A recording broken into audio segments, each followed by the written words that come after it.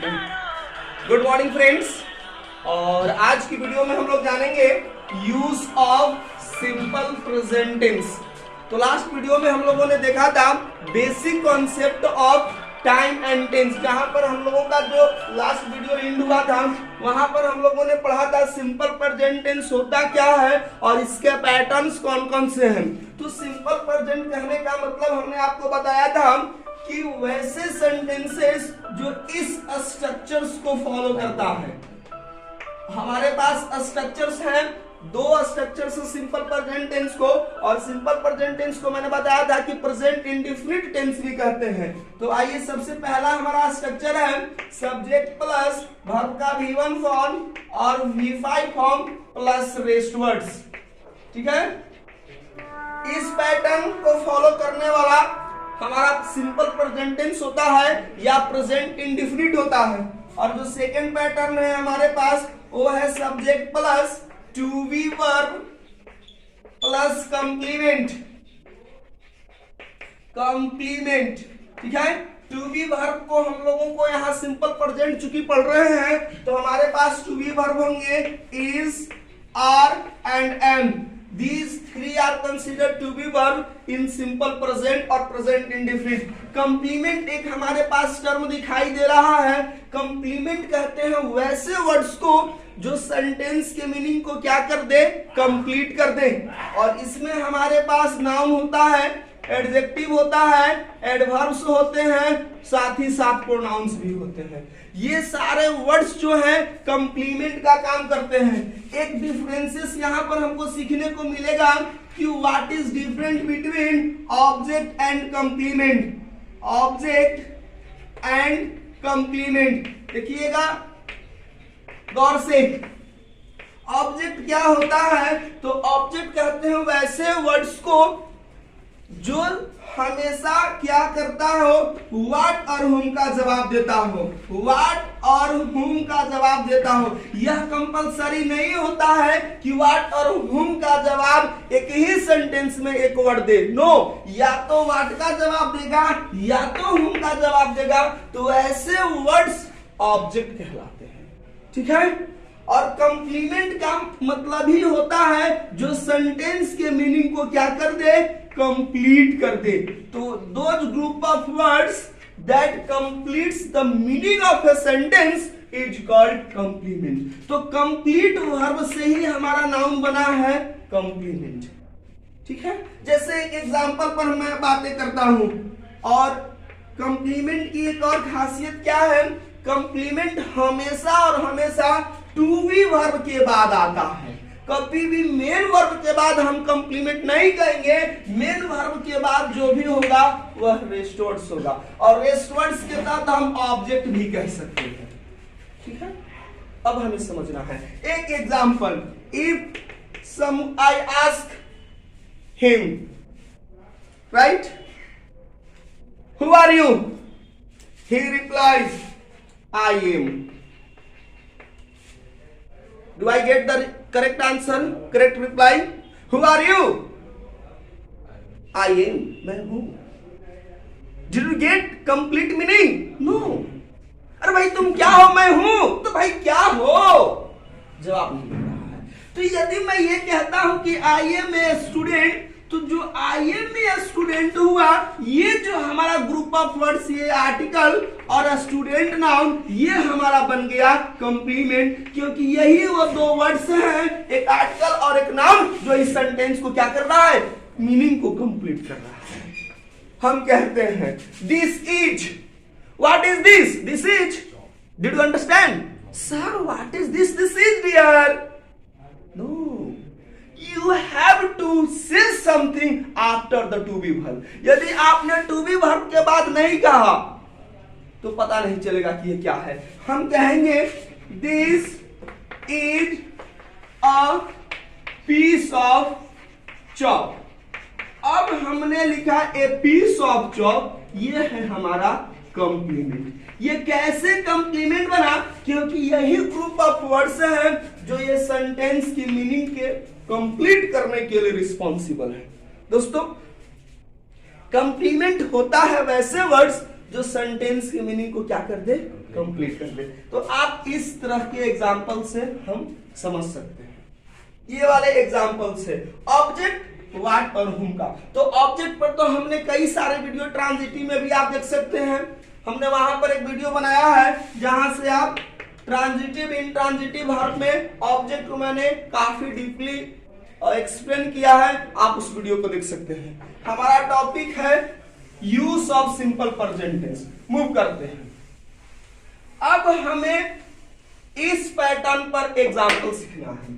Subject plus V1 slash V5 plus rest words, जो sentence का first structure होता है ये समहाउ डिनोट्स और शोज सब्जेक्ट्स हैबिट्स।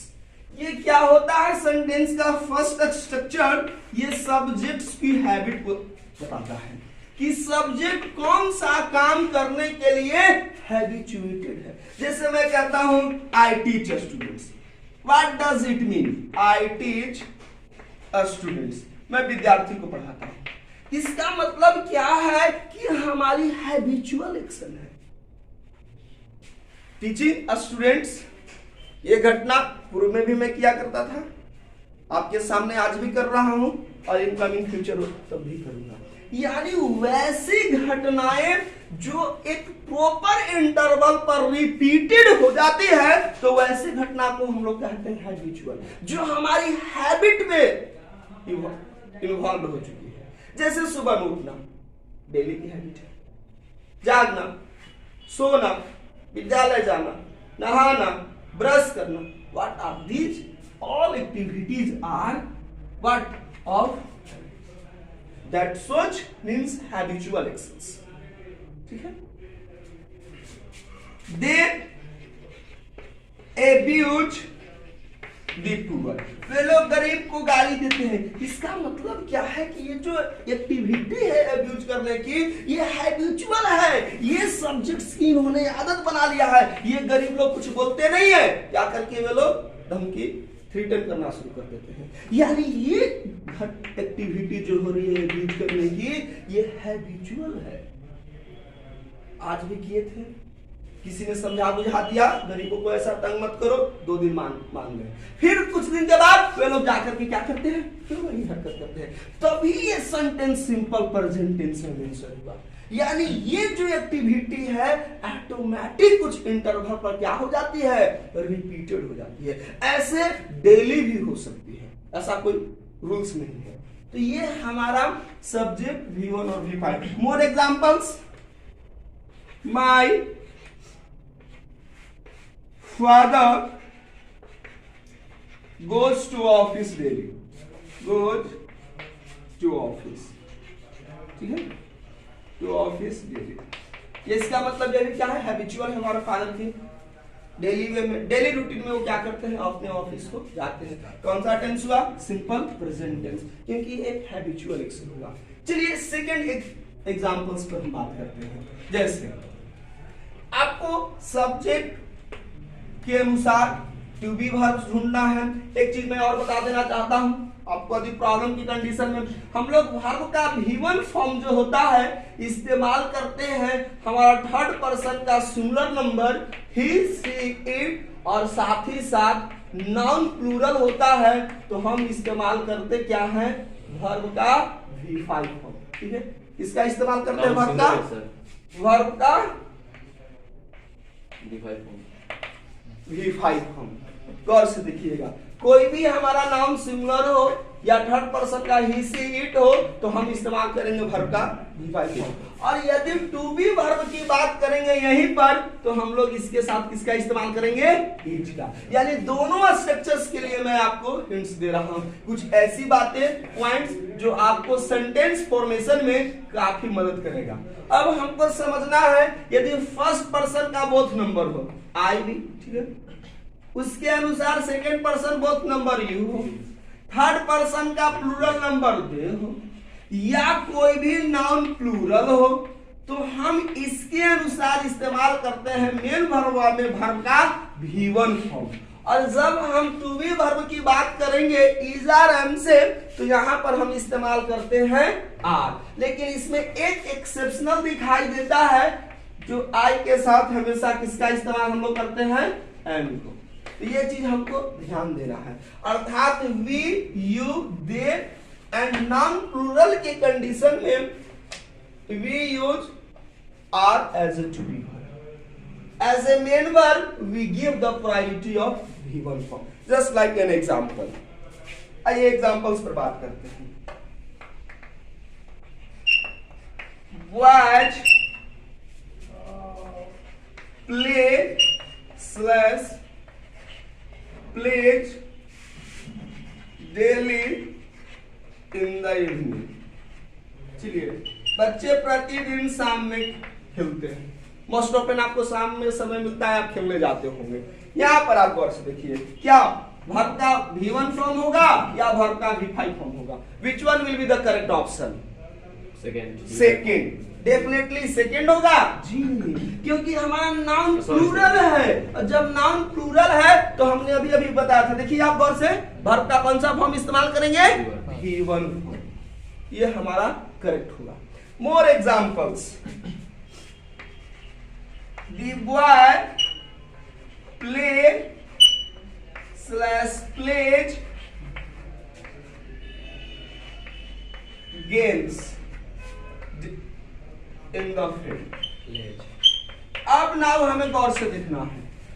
अब हमने यहाँ पर वाज रखा, यहाँ पर भी वर्ब का V1 फॉर्म, वर्ब का V5 form. Tell me which options are appropriate here? Can you tell me? V1 for why we are using V1 form? Because noun is plural. No sir. Here the boy is noun singular, and with the singular subject what we have to mention? V5. So first is second? Second. Definitely second. Clear है? चलिए more examples पर।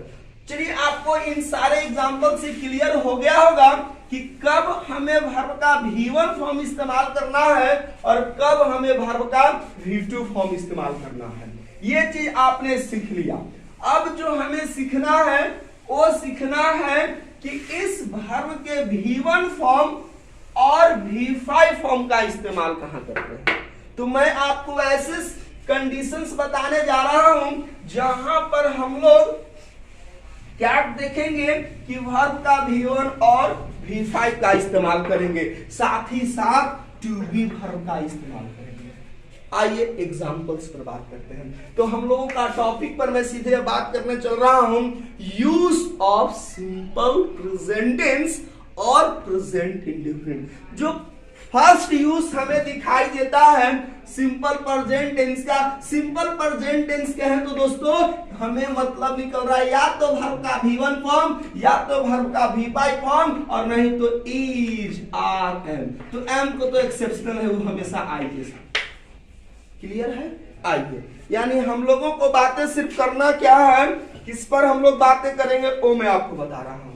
तो verb का जो first form होता है या V5 form जो होता है, उसका पहला हमारा रूल्स है वो है जनरल ट्रूथ। जनरल ट्रूथ कुछ ऐसी फैक्ट्स होती हैं जहां पर हम लोग सिंपल प्रेजेंट टेंस का इस्तेमाल करते हैं। आप हमें ऐसी जनरल चीज बताइए जहां पर आप तो देखेंगे या तो वर्ब का V1 या V5 फॉर्म है या तो इज, आर, एम है। आइए हम कुछ जनरल फैक्ट्स की बातें करते हैं। जनरल फैक्ट वो फैक्ट होता है जिससे प्रमाण की जरूरत नहीं होती है, जो सामान्य तौर पर क्या होता है वो देखने में कह सकते हैं कि वो बिल्कुल प्रूव्ड होता है, खुद से प्रमाणित होता है, सही साबित होता है, और सही आपको दिखा कि ऐसा होता ही है। इसका कोई विशेष कॉजेज और रीजंस नहीं होता है, वो समान तौर पर बातें क्या होती है, सही होती है। जैसे हम लोग कहते हैं मिल्क इज वाइट। एक एग्जांपल पर मैं बातें कर रहा हूं, milk is and was white. Which one is the right answer? आखिर आपने सोचा कि वाज क्यों नहीं हुआ? कभी हमने ऐसा देखा है मिल्क इज पर क्रॉस और वाज करेक्ट है और वाइट ऐसा सेंटेंस? नेवर। आपने ऐसा कभी नहीं देखा, never. Then why milk is white? क्योंकि ये ऐसी चीजें हैं जो थ्रू आउट दी हम लोग जब से मतलब इस चीज को बारे में जानते हैं, उसका कलर क्या है? व्हाइट ही है। इधर इन द पास्ट, इधर इन द प्रेजेंट और इधर इन द फ्यूचर। ऐसा नहीं था कि पास्ट में मिल का कलर ब्लैक हुआ करता था और आज व्हाइट है, और वर्तमान में व्हाइट है और फ्यूचर में इसका कलर येलो हो जाएगा। ऐसा नहीं होता है। ये थ्रू आउट दी कह सकते हैं लाइफ, या थ्रू आउट दी इसकी जो जर्नी है, ये एग्जिस्टेंस है, जब से इसका अस्तित्व है वो शुरू से ही किस फॉर्म में रहा है? व्हाइट में। तो ये फैक्ट कहलाता है हमारा जनरल ट्रूथ। और जनरल ट्रूथ का एग्जांपल्स हम लोग कहां कैसे एग्जांपल ले सकते हैं? जैसे वाटर इज कलरलेस। ये जो एग्जांपल हम लोग लेते हैं, वाटर इज कलरलेस, पानी रंगहीन होता है। क्या आज पानी का कलर कुछ नहीं होता है और कोई रंग का पानी नहीं होता है? इसका मतलब पहले होता था? तो यदि पहले होता था तो क्या यहां पर बात पॉसिबल है? जी नहीं। बात हो सकता है? नहीं हो सकता है। ये एग्जांपल्स हमारा क्या होगा? ये करेक्ट होगा हमारा इज ऑप्शन। और जनरल ट्रूथ का एग्जांपल इसी में दिया जा सकता है, वाटर इज टेस्टलेस। जी है। वाटर इज ओडरलेस, पानी का ना तो रंग, ना तो स्वाद और ना ही गंध, कुछ भी नहीं होता है। तो ये तीन के तीन एग्जांपल हमारे जनरल ट्रूथ के या जनरल फैक्ट के। चलिए कुछ और एग्जांपल्स हम जनरल ट्रूथ के लेते हैं। जैसे समान तौर पर क्या होता है कि जो डॉग्स, बार्क्स और डॉग्स बार्क एट नाइट। वो कोई भी नाइट हो, एट नाइट है, इन द नाइट होता तो डिफरेंट होता। एट नाइट किसी भी नाइट पर वो लोग जनरली क्या करते हैं? भूखते हैं। ऐसा भी आप देखे होंगे। क्या जनरल फैक्ट है, ये जनरल है। क्यों भूखते हैं, क्या रीजन होगा, अब तो भाई पता करना होगा, बट दिस इज जनरल। कभी आपने ऐसा लिखेंगे बार्क्ड, क्या ये ऑप्शन हो सकता था? डॉग्स बार्क्ड इन द नाइट, ये नहीं हो सकता है। राइट। Next example. और सोचिए जनरल ट्रूथ और क्या क्या होता है। चलिए और एग्जांपल्स में हम दे सकते हैं, प्लांट्स प्रोड्यूस और produce oxygen and observe CO2। क्या इन द प्रेजेंट टाइम ये एक्टिविटी हो रही है? पास्ट में ऐसा होती थी? फ्यूचर में भी ऐसा होगी? यानी ये त्रिकाल संभव है। तो हम जनरल ट्रूथ को ऐसे समझ सकते हैं कि जो तीनों कालों में सेंटेंस अपने आप में सही था, इसमें कोई लेकिन बट परंतु की जरूरत नहीं पड़ी, समान तौर पर सही है। समान तौर पर हम लोग इस फैक्ट को जानता है। तो ये भी एग्जांपल जो प्रोड्यूस हुआ, इसमें प्रोड्यूस नहीं हो सकता है, ऑब्जर्व नहीं हो सकता है। तो यहां पर हम क्या देख रहे हैं? सब्जेक्ट के बाद V1, सब्जेक्ट के पास की जा रही, यही तो है हमारा सिंपल प्रेजेंट टेंस। आप हर एक कंडीशंस में देखें, क्या आपने देखा? या तो सब्जेक्ट के बाद वर्ब का V1 या V5 फॉर्म है, और टू बी वर्ब में या तो इज है, या तो आर है, या तो है। क्या और एग्जांपल आप लोग दे सकते हो? Think fast. Rivers flows from highland to lowland. या rivers flow, not flow because it is noun plural. Rivers flow from highland to lower one. ये भी हमारा जनरल है। Gold is yellow. What? Gold is yellow, सोना पीला होता है। Gold, it's I think not a general truth. Next example we can discuss here. Just example. Rubber balls bounces. जो rubber का बॉल होगा, जब उसको आप स्ट्राइक करेंगे तो डेफिनेटली वो बाउंस करेगा। यह भी हमारा जनरल फैक्ट है। जनरल फैक्ट मैं आपको बता रहा हूं कक्कुच के बारे में। कक्कुच जो होते हैं कोयल, वो अपना घोंसला कभी भी नहीं बनाते हैं। तो ये भी हमारा जनरल फैक्ट ही होगा। कक्कुच never build or build their nests. Which one is the correct option? Build या build? अभी हमको ये समझना है कि ये build जो होता है टी लगने से वर्ब का V2 और V3 बनता है, और जो build हमारा वर्ब का V1 फॉर्म है। ठीक है, तो which one is the correct option? समझ में आ रही है बात है? यानी हम क्या देख रहे हैं, everywhere in general fact V1 और V5। यही है हमारा सिंपल प्रेजेंट टेंस का फर्स्ट यूज, जिसको हमने जी मीन्स लिखा है जनरल ट्रूथ। और एग्जांपल V5 का कोई एग्जांपल दिया जाए, बहुत आसान है सर। यहां पर आपने नाउन प्लूरल रखा, इसलिए यहां पर V1। यदि इसी चीज को यदि हम सिंगुलर फॉर्म में इस्तेमाल कर देते हैं इस नाउन को, गौर से देखिए, तो ये V5 बन जाएगा। सेंटेंस यदि ये रहता, Horse runs fast. द रबड़ ball bounce slash bounces slash bounced, which one is the right answer? Says. First one, second one and third one? Answer me. This is V1, this is verb का V5 form and this is verb का second form of V2 form. Which one will be the correct answer? Definitely second one, because our subject, the rubber ball, is noun singular. तो ये है हमारा general fact, जिसका हम इस्तेमाल इस tense में करते हैं सिंपल प्रेजेंट में। तो उम्मीद करते हैं दोस्तों आपने सिंपल प्रेजेंट टेंस का जो फर्स्ट यूज है वो आप समझ लिए होंगे। आइए दूसरा यूज की बात हम करते हैं, जो सेकंड होता है। वो सेकंड हमारा होता क्या है, वो होता है यू। ठीक है, जो सेकंड हम लोग जानते हैं universal truth.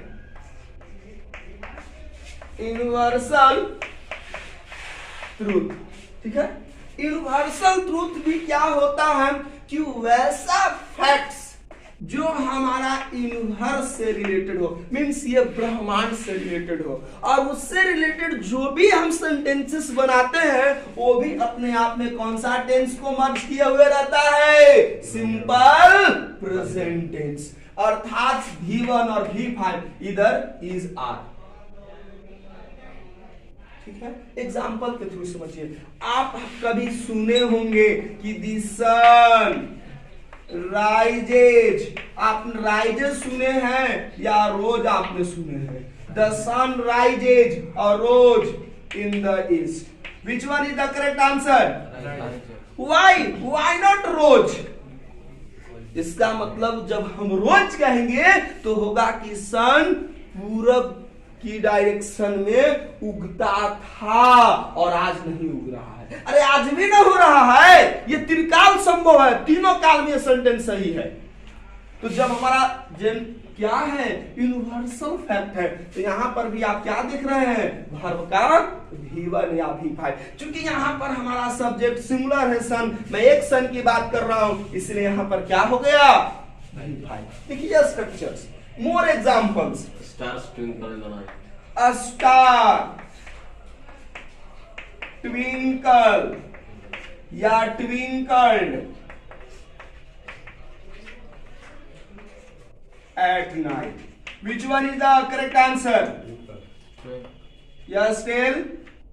Twinkle or twinkles? Twinkle. Definitely here is our noun. What? Plural. Plural. So there will be V1 or V2?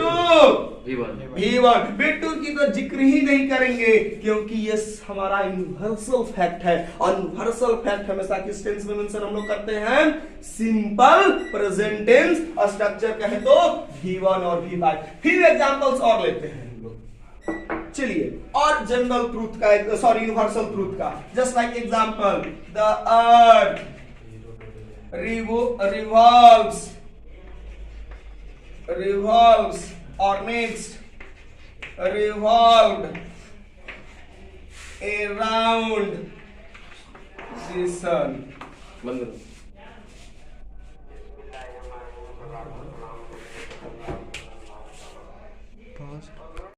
तो हम लोग बातें कर रहे थे और एग्जांपल में, the earth revolves slash revolve around the sun. Now tell me which one is the correct option, revolves और रिवॉल्व?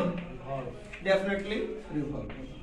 तो ये भी हम देख रहे हैं कि जो भी यूनिवर्सल कॉन्सेप्ट है वाले सेंटेंसेस है, यूनिवर्सल फैक्ट वाले सेंटेंसेस है, उसको भी हम किस टेंस में मेंशन करते हैं? सिंपल प्रेजेंट में। और एक और हम लोग यूज देखेंगे, जो नेक्स्ट यूज है हमारा प्रोवर्ब। आपने तो हिंदी में कहावतें बहुत सारी सुने होंगे, और वो कहावत को भी जब हम इंग्लिश में मेंशन करते हैं, वो भी अपने आप में हमेशा कौन सा टेंस में होता है? सिंपल प्रेजेंट टेंस में। आइए, जो नेक्स्ट है हमारा प्रोवर्ब। तो चलिए प्रोवर्ब को हम पी से डिनोट कर रहे हैं, प्रोवर्ब, ठीक है। यानी कि हमारे पास एक एक्रोनिम बन गया GUP। इसको क्या कहते हैं हम लोग? एक्रोनिम, ठीक है ना। इसको क्या कहते हैं? एक्रोनिम, यानी जनरल ट्रूथ, यूनिवर्सल ट्रूथ और proverbs.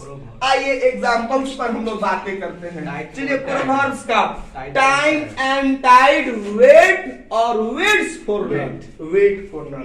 Time and tide, wait, गौर से देखिएगा, और waits for none. What is acronym? ठीक है, तो यानी कि ये हमारा वेट होगा। आप देख रहे हैं कि नाउन मेरा प्लूरल है, इसीलिए हम लोग क्या इस्तेमाल कर दिए? वर्ब का V1 फॉर्म। मैंने यही तुम्हें बता रहा हूं कि हमेशा V1 और V5 का इस्तेमाल करते हैं। More examples of proverb. Now to be verb का बहुत सारे एग्जांपल्स हमको प्रोवर्ब में दिखाई दे रहे हैं। कॉमन एग्जांपल ले रहा हूं। Time is money. आपने कहीं ऐसा देखा है टाइम वाज मनी? क्यों नहीं? क्योंकि यह एक प्रोवर्ब है, और प्रोवर्ब है तो किस टेंस में होगा? सिंपल प्रेजेंट टेंस में। तो ये हम लोग जानेंगे क्या होगा हमारा is correct. More examples of proverb. Tell me fast. Birds of feather flock together. Honesty is the best policy.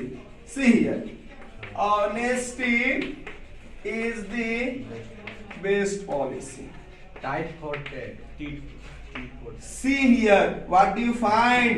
Honesty, noun, uncountable। और जब नाउन अनकाउंटेबल होता है तो हम लोग सिंगल वर्ब की प्रायोरिटी देते हैं। Honesty was the best policy कभी नहीं होता है। यानी कि ये भी हम देख रहे हैं ऑक्सिलरी वर्ब किसमें? सिंपल प्रेजेंट में। तो ये भी आप देख रहे हैं कि जो हमारा प्रोवर्ब्स है वो भी किस टेंस में हो रहा है? सिंपल प्रेजेंट टेंस में। More examples. Morning shows the day. Morning shows the day. भाई यदि दिन मॉर्निंग की टाइम अच्छा रहा तो आपका दिन कैसे होने वाला है, नेक्स्ट टाइम कैसे होने वाला है, पूरी दिनचर्या उसको निर्धारित करेगा। इसलिए मॉर्निंग में आप बिल्कुल एक्टिव है, आप फ्रेश हैं, तो आप थ्रू आउट द डे आप एक्टिव फील करेंगे। यहाँ पर आप देख रहे हो क्या है हमारा? ये सब कहावतें हैं। और भी आपने कहावतें सुनी, आप सुने होंगे, ए रोलिंग स्टोन गैदर्स नो मोस। Can you tell me few more examples of proverb? Anybody of you tell fast? Tell me. Tell me. No examples of proverbs. Iron cuts iron. Diamond cuts diamond. Next. A bird in a hand is better than what? Two in the bush. Make hay while the sun shines. Make hay. Make hay while the sun shines। तो ये सारे आप देख रहे हैं कि everywhere आप V1 और V5 का इस्तेमाल कर रहे हैं। तो ये है हमारा सिंपल प्रेजेंट टेंस का इस्तेमाल। जो नेक्स्ट हम लोग पढ़ने वाले यूज है V1 और V5 के, वो बहुत ही मजेदार होने वाले हैं। आप यदि देख रहे होंगे तो आपको दिखाई दे रहा है TEC। तो नेक्स्ट है हमारे पास TEC। टी का मतलब है दोस्तों टाइम क्लॉज। ठीक है, टाइम क्लॉज में भी हम लोग सिंपल प्रेजेंट का इस्तेमाल करते हैं जब ये टाइम क्लॉज किसको? फ्यूचर टाइम को शो करता है। ठीक है ना।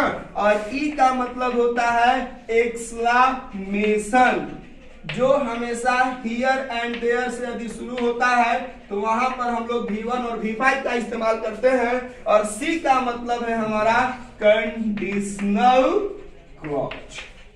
तो time clause and conditional clause यदि हमारा फ्यूचर टाइम को शो करता है, फ्यूचर टाइम को, तो हम उसके जगह पर वहां पर हम क्या इस्तेमाल करते हैं? V1 और V5 फॉर्म को। ठीक है, आप टी द ई इंग्लिश और C club, the English club से आप नेक्स्ट यूज याद कर सकते हैं TEC, T for time clause, E for exclamation and C for conditional clause. तो wait for the next video when we discuss this point. So आज की video में इतना ही। Thanks for watching this video.